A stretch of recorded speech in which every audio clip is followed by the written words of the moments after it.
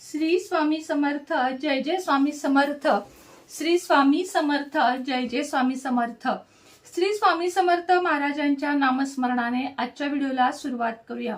शुभ दुपार तुम्हा सगळ्यांना. कसे आहात तुम्ही सगळे? आशा व्यक्त करते स्वस्थ असाल, मस्त असाल, स्वामींच्या सेवेमध्ये रममाण असाल. मागे महाराजांचा फोटो बघून सगळ्यांनाच खूप छान वाटले आहे आणि मलाही महाराजांचा अखंड वास आपल्या हृदयात तर असतो, पण घरामध्ये असेल तर जास्त वातावरण प्रसन्न, प्रफुल्लित आणि आपल्या मनासारखे होत जाते.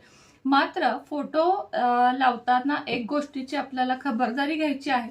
आता आपलं हे रेंटल हाऊस असल्यामुळं मला ती घेता आलेली नाहीये, पण जे आपले हे मोठे फोटो किंवा कोणतेही फोटो असतात हे नुसते खेळाला असे जे लावणं आहे ना, ते योग्य नाहीये. याच्या खाली एखादी फळी किंवा काच असावी आणि त्याच्यावर तो फोटो असा ठेवलेला असावा. वर खिळा नक्की असावा, पण त्या फोटोला खाली आधार असावा आणि त्याच्या पुढे पण रोज दिवा, उदबत्ती, तुमचं जे काही असेल ते लावावं. पण मला आता काही कारणाने इथं नाही करता येते, पण भविष्यात आपण ते नक्की करू. म्हणून तुम्हाला सांगते की तुम्ही पण फोटो लावत असाल आणि तुमचं स्वतःचं किंवा तुम्हाला रेंटच्या घरात तशी परवानगी असेल तर अवश्य फळी, काच ती करून मिळतं स्टँड, त्याच्यावरच फोटो लावा. तर चला, छोटीशी माहिती का दिली विचारतात म्हणून. तर चला आजच्या व्हिडिओला सुरुवात करूया. आज एका खूप सुंदर, नेहमीपेक्षा वेगळ्या विषयावर बोलणार आहे आणि ज्याच्याशिवाय माझी सकाळ गेले कित्येक वर्ष होत नाही आणि आताही होणार नाही अशी गोष्ट आहे. आणि खरंच म्हणजे जेव्हा मी उठते ना तेव्हा ते ऐकते आणि त्यानंतर मग देवपूजेच्या वेळेस म्हणण्याचाही जास्तीत जास्त प्रयत्न होतो. असं नाही की रोजच होतं माझ्याकडून, पण शुक्रवार तरी चुकत नाही. आणि जेव्हा जेव्हा वेळ मिळेल, सध्या मला जरा थोडं जमत नाहीये कामाच्या लोडमुळं, पण ही सेवा इतकी उच्च कोटीची आहे की सगळ्या समस्यांवर एक उपाय किंवा एक सेवा जर मागाल तर ती ही आहे जी मी तुम्हाला आता सांगणार आहे. जास्त वेळ न घेता तुम्हाला सांगते की ती सेवा आहे विष्णू सहस्त्रनाम. आता हे ऐकलं, चला व्हिडिओ सोडून देऊया, स्किप करूया, असं करू नका. त्याची योग्य पद्धत, त्याची योग्य वेळ आणि त्याबद्दल संपूर्ण माहिती मी तुम्हाला आजच्या व्हिडिओमध्ये देणार आहे.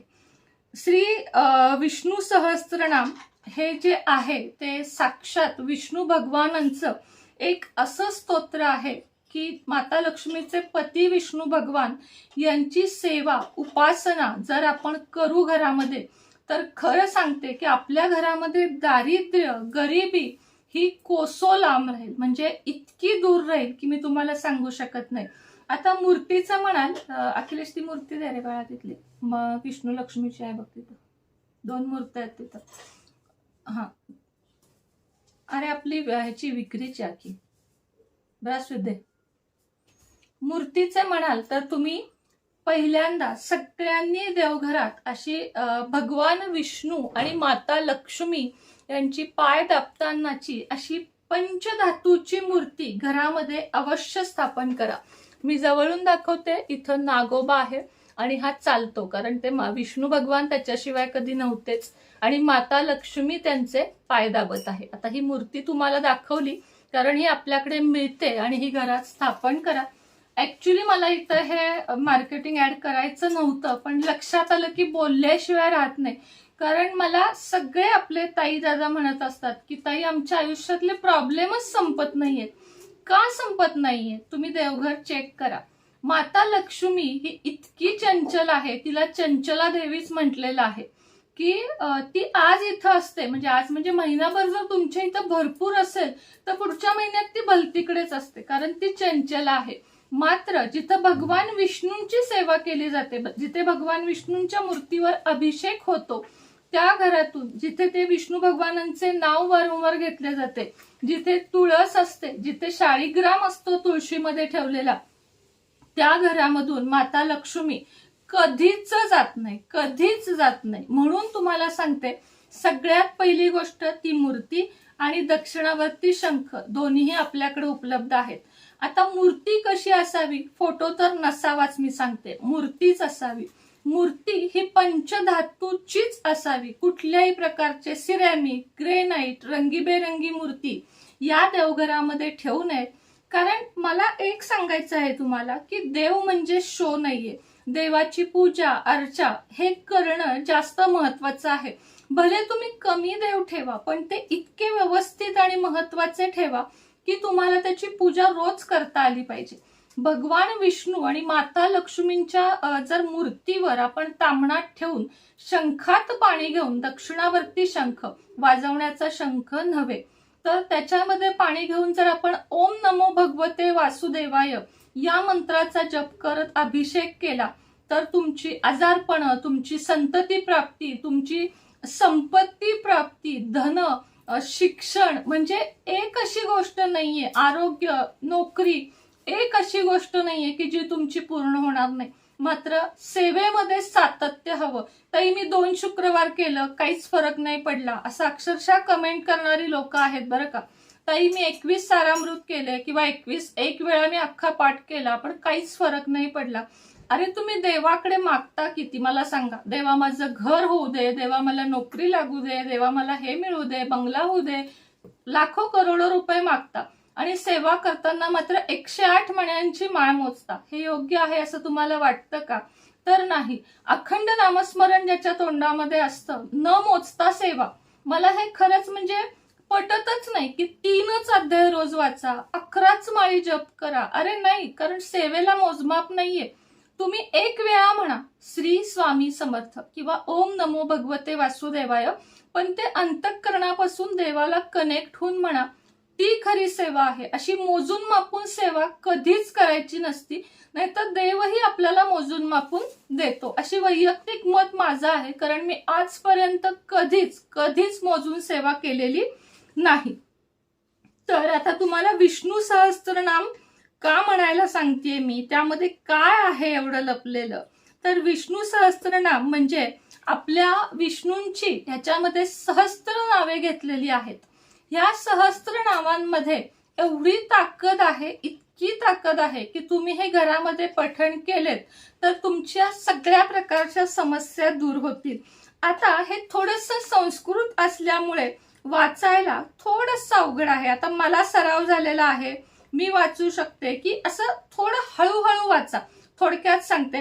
शुक्लांबरधरं विष्णुं शशिवर्णं चतुर्भुजं प्रसन्नवदनं ध्याते सत्त्वस्विघ्नो न पाशते नारायणं नमस्कृत्यं नरं चैव नरोत्तमं देवी सरस्वतीं चैव ततो जयमुदीरयते व्यासं वसिष्ठनाप्तारं शक्ते पौत्रकलशमं पराशराज तत्मज्जं वन्दे शुकतातं तमोनिधिं व्यासाय विष्णुरूपाय व्यासरूपाय विष्णवे नमो वै ब्रह्मनिधये वासिष्ठाय नमो नमः. अशा पद्धत. आता हे बघा, थोडंसं अचानक तुमच्या पुढे वाचायचं, माझाही एखादा शब्द चुकू शकतो, कारण शेवटी आपण माणूस आहे. पण तुम्हाला मी सांगते, ज्यांना संस्कृत येत नाही त्यांनी काय करायचं, जेव्हा मला येत नव्हतं तेव्हा मी हे युट्यूबला लावायचे आणि त्याच्यासोबत म्हणायचे. मी बरेचसे स्तोत्र जे आहेत ते असेच शिकलेले आहे की युट्यूबला लावायचे आणि शक्यतो त्यांच्या बरोबरीनं म्हणण्याचा प्रयत्न करायचा. देवधर्म केल्यानं काय होतं तर आपली उन्नती होते, आपलं मन शांत होतं, आपण आपले आचार विचार बदलतो, आपण व्याभिचाराकडे वळत नाही आणि अर्थातच आपली उन्नती सुद्धा होते.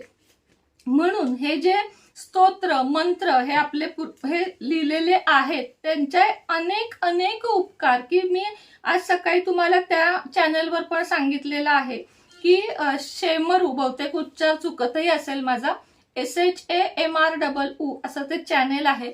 त्याच्यावरचं जे विष्णू सहस्त्रनाम आहे, अखिलेश उच्चार बरोबर आहे का रे? शेमारू. हा शेमारू, तेच मला उच्चार चुकतोय असं वाटतच होतं. तर शेमारू चॅनलवरचे तुम्ही जे हे आहेत ना सगळे ऐकण्यासाठीचे आपले स्तोत्र मंत्र, ते अवश्य ऐका. आणि खास करून त्याच्यावरचे हे जे विष्णू सहस्त्रनाम आहे ते तर मी तुम्हाला विनंती करीन की तुम्ही ऐकाच ऐका, कारण इतकं मन प्रसन्न होतंय ना. मी आतापर्यंत रोज ऐकायचे, पण मी रोज जे माझ्या स्क्रोलिंग करता करता हाताला येईल ते सकाळी रोज पहिल्यांदा ऐकायचे. पण आज त्या चॅनेलद्वारे म्हणजे आज माझ्यापर्यंत ते पोहोचलं, ही विष्णूंचीच कृपा कारण अशीच कुठली गोष्ट आपल्या पुढे येत नाही. तर तुम्ही खरंच हे करा. आता बघा, ह्यातली एक शेवटची एक छोटीशी ओळ तुम्हाला वाचून दाखवावीशी वाटते मला, की पठेन मात्र सहस्त्रम तुगवाम कोटी फलम लभेत. अर्थ कळाला असेल तुम्हाला. शिवालये पठे नित्यम तुलसी वनस संस्थितः नरो मुक्ती पवामनोती चक्रपार्णवचो यथा. म्हणजे ते राम रामेती ते तर इतकं सुंदर आहे, इतकं सुंदर आहे की त्यातून आपलं लक्षच हटत नाहीये. म्हणजे मला काय म्हणायचंय, माझ्या या व्हिडिओला किती व्ह्यू येत आहेत ना, ह्याचं मला आता खरंच महत्व नाहीये. पण ह्यातल्या 100 लोकांनी बघितलं आणि एका व्यक्तीनं जरी रोज चालू केलं तरी माझ्या या व्हिडिओचे सफळ झाले असं मी म्हणेन. एक जण जरी या सेवेत उतरला, आणि याच्या मागे बघा विष्णूंची आरती आहे जी सहसा बघायला मिळत नाही. ओम जय जगदीश हरे, स्वामी जय जग. आता त्याची चाल पण सुंदर आहे बरं का. ओम जय जगदीश हरे, स्वामी जय जगदीश हरे, भक्त जनों के संकट, दास जनों के संकट क्षण में दूर करे. ओम जय जगदीश हरे. म्हणजे ही आरती म्हणा, शुक्रवारी ही सेवा करा, त्यानंतर श्री सुक्त म्हणा, त्यानंतर तुम्ही कनकधारा स्तोत्र म्हणा, आणि शेवट एकच सिद्धिका कुंज स्तोत्र म्हणा.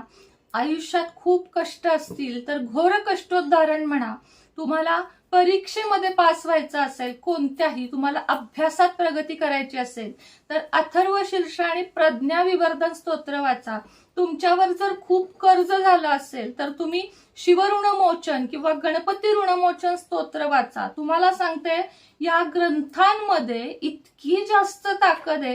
तुम्हाला इथला कुठलाही ग्रंथ पाहिजे ना, मी तुम्हाला अगदी आलेल्या रेटमध्ये देईन. माझ्याकडे नाही, पण एक जण आहेत जे तुमच्यापर्यंत हे मूळ ग्रंथ पोहोचवतील. आणि मला ना इथे एक थोडंसं सांगावंसं वाटतं. आता माझ्या या वाक्याचा खरं तर एखाद्याला थोडंसं मन दुखू शकतं, पण तरीही सांगते की ज्या पुस्तकांमधले, ज्या ग्रंथांमधल्या ओव्या कट केलेल्या नाहीयेत की लवकर वाचून व्हावं म्हणून काही काही अध्याय छोटे करण्यात आलेले आहेत, अशी पुस्तकं ग्रंथ वाचू नका. सारामृत सुद्धा अक्कलकोट मधलं जे स्वामी सारामृत आहे माझ्याकडे पण आहे, विक्रीला पण तुम्हाला मी देईन. म्हणजे विक्रीला म्हणजे त्यात मला काही नको, पण तुम्ही मागा माझ्याकडं. त्याचा एकच अध्याय जवळजवळ 7-8 पानांचा आहे, कारण त्यामध्ये काटछाट नाहीये, संपूर्ण सार आहे. त्याच्यामध्ये स्वामींच्या लीलेंचे इतकं सुंदर वर्णन आहे की आपण वाचता वाचता अक्कलकोटमध्ये पोचल्यासारखं आपल्याला वाटेल. त्याचप्रमाणे आता जे नवरात्र आलेलं आहे आपलं, दुर्गा सप्तशती, हे पण तुम्हाला सांगते जे ओरिजिनल आहे ना ते वाचा. तुम्हाला त्याचे लाभ काय होत आहेत ते मला सांगा. तर चला, पुन्हा मी अशा विविध माहिती द्यायला मला खूप आवडतात. तुम्हाला ऐकायला आवडत असतील तर असे नवनवीन व्हिडिओ घेऊन यायला मलाही खूप आवडेल. श्री स्वामी समर्थ.